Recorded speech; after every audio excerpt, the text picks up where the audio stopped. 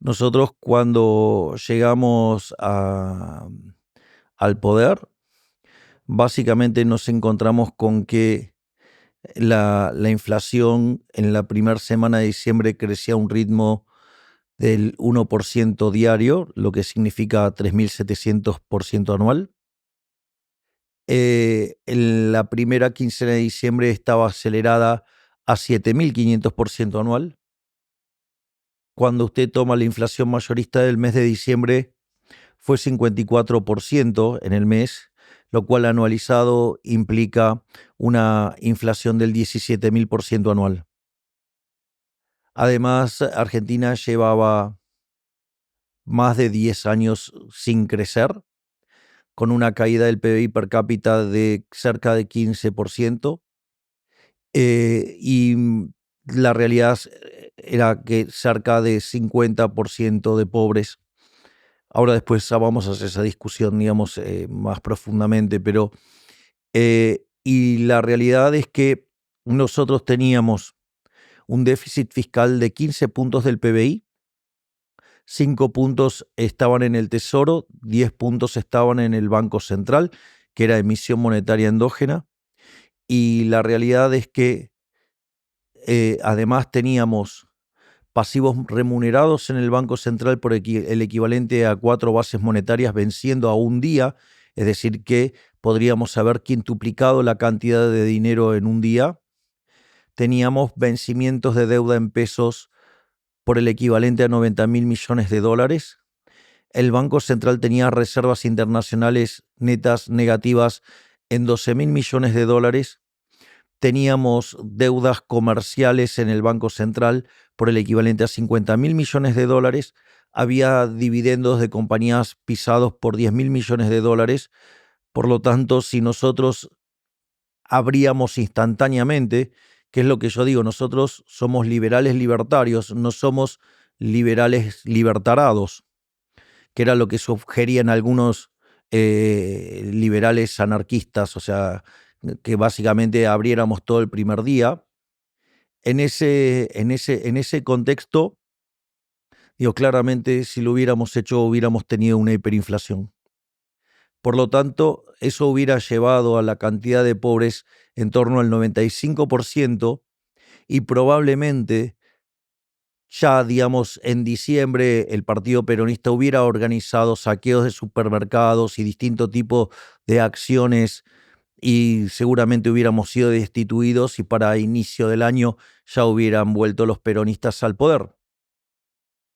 Por lo tanto, para nosotros era crucial terminar con el déficit fiscal.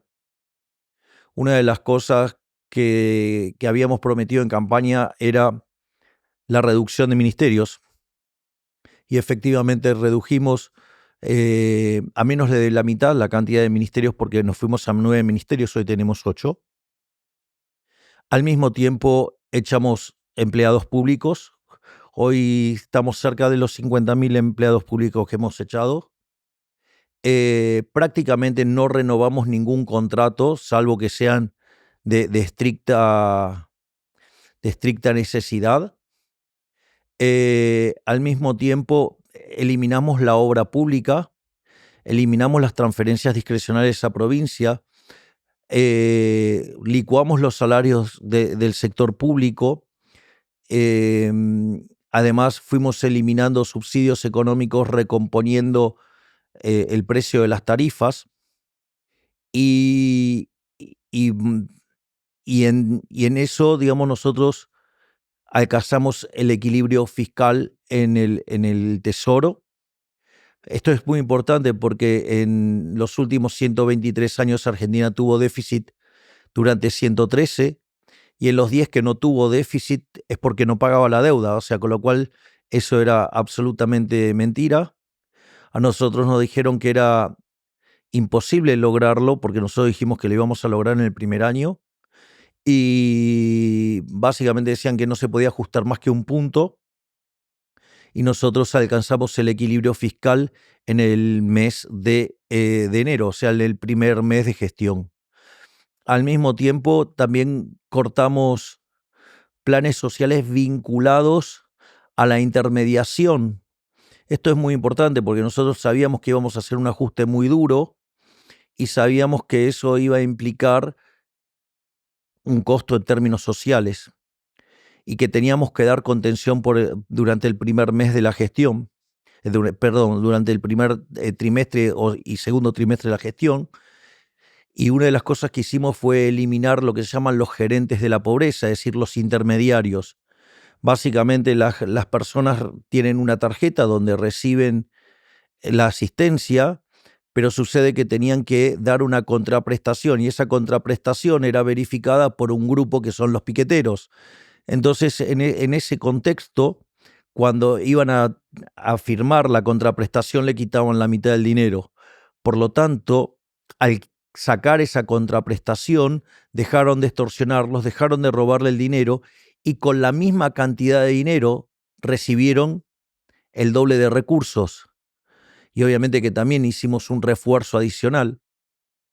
Entonces, eso, digamos, lo que tiene que ver con los 5 puntos de ajuste en el Tesoro. Ahora, ¿qué es lo que sucede? En la medida que empezamos a tener equilibrio fiscal y que no necesitábamos emitir dinero para financiarnos y que además íbamos cumpliendo con los pagos de intereses y con algunos pagos de capital, una de las cosas que pasó es que se empezó a recrear el mercado de deuda.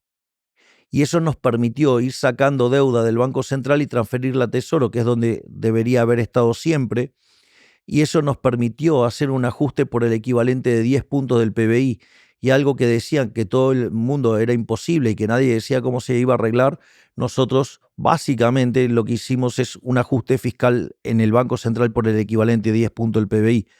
Entonces, si usted me pregunta, claramente que nosotros hemos hecho no solo el ajuste fiscal más grande de la historia de la humanidad, porque hicimos un ajuste fiscal de 15 puntos del PBI, sino que además gran parte de eso volvió a la gente, digamos, como menos señoriaje, como menos impuesto inflacionario. Es cierto que transitoriamente subimos el impuesto país, pero lo bajamos en septiembre y ahora en diciembre lo vamos a eliminar. Hoy, por ejemplo, también anunciamos que en diciembre eliminamos los impuestos a las importaciones. Es más, en ese sentido, digamos, usted lo que tiene es que le devolvimos a la gente 13 puntos y medio del PBI, porque la verdadera presión fiscal es el tamaño del Estado. Entonces, mientras que en diciembre discutíamos la hiperinflación, hoy estamos discutiendo de créditos a 30 años. Es decir, todos esos recursos que se llevaba el Estado Nacional hoy han vuelto al sector privado y eso es lo que ha permitido que sea fuertemente dinámico. Y esto tiene dos impactos muy fuertes.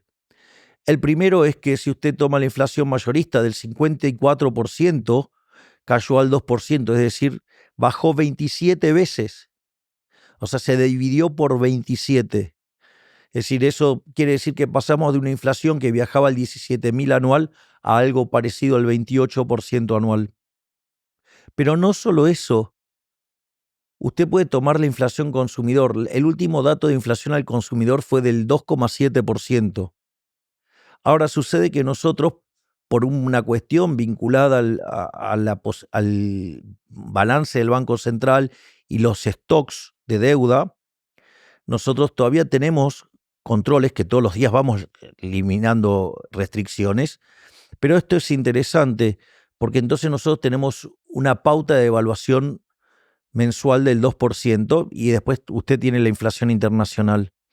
Eso significa que entonces usted a la inflación que observa en consumidor le tiene que restar 2 puntos y medio. Eso significa que la inflación en Argentina, la verdadera inflación, no la inducida, sino la verdadera inflación, que es la inflación monetaria, es del 0,2% mensual. 0,2% mensual es el 2,4% anual. Es decir, de estar discutiendo si la inflación podía llegar al 17.000%, hoy estamos llevando la inflación hacia adelante a niveles del 2,5% anual. Y eso es increíble. Y eso, mire, lo hicimos con varias cuestiones. La primera es, no pasamos por una hiperinflación previa que facilita, digamos, hacer un programa de estabilización, porque cuando usted termina de licuar los activos monetarios, la consecuencia es que después se recompone fácilmente esa demanda y usted puede estabilizar muy rápido. No solo eso, sino que además no aplicamos ningún tipo de expropiación. O sea, Argentina, por ejemplo, en la previa de la convertibilidad, que fue el programa más exitoso de la historia argentina, hubo dos hiperinflaciones antes, que estuvo la hiperinflación de Alfonsín con 5.000% y la de Menem con 1.200%, sino que además tuvo un plan Bonex. Es decir, es como si nosotros hubiéramos tomado toda esa deuda del Banco Central y hubiéramos hecho un canje compulsivo de deuda. O sea que con lo cual nosotros limpiamos el balance del Banco Central, limpiamos una pérdida de 45.000 millones de dólares, todo de manera voluntaria. Y lo más increíble, lo hicimos en 6 meses nada más. Al mismo tiempo, nosotros no hemos controlado precios, no hemos fijado el tipo de cambio, y esto también hay algo que es muy importante. Todos los programas de estabilización, para mostrar logros muy rápidamente, lo que hacían era, antes de anunciar el plan, hacían una recomposición de tarifas. Y una vez que recomponían tarifas, ahí lanzaban el plan. Nosotros no nos podíamos dar ese lujo, así que lo tuvimos que ir haciendo a lo largo de estos meses. Es decir, las empresas de tener tarifas que cubrían apenas el 10%, hoy cubren el 80%. Por lo tanto, imagínense la recomposición que estamos haciendo, y en ese sentido también es increíble lo que hicimos, porque si hoy nosotros trabajamos con la inflación, digamos, neta de la pauta cambiaria, estamos en mejores registros que lo que fue la convertibilidad, y el plan de convertibilidad fue el plan más exitoso de la historia argentina. Y de hecho hay un artículo que se llama Passing the Buck, que es de Gerardo La Paulera, Bossoli e Irigoyen, que demuestra que el primer gobierno de Menem fue el mejor gobierno de la historia. Y básicamente se sostienen dos cosas: en el éxito de la estabilización del programa de convertibilidad y en lo que fueron las reformas estructurales. Entonces, si usted se fija, cuando usted corrige por todos estos elementos, nuestro proceso de desinflación es muchísimo más genuino, es muchísimo más profundo. Le devolvimos libertades a los argentinos, pero al mismo tiempo hicimos una reforma estructural 8 veces más grande, y solo lo hicimos con el 15% de los diputados, el 10% de los senadores y en los primeros 6 meses de gobierno. Es decir, y nuestra agenda de desregulación continúa todos los días, y tenemos todavía pendiente 3.200 reformas estructurales, que eso es lo que va a hacer es que Argentina sea el país más libre del mundo. Es más, para tener un orden de magnitudes,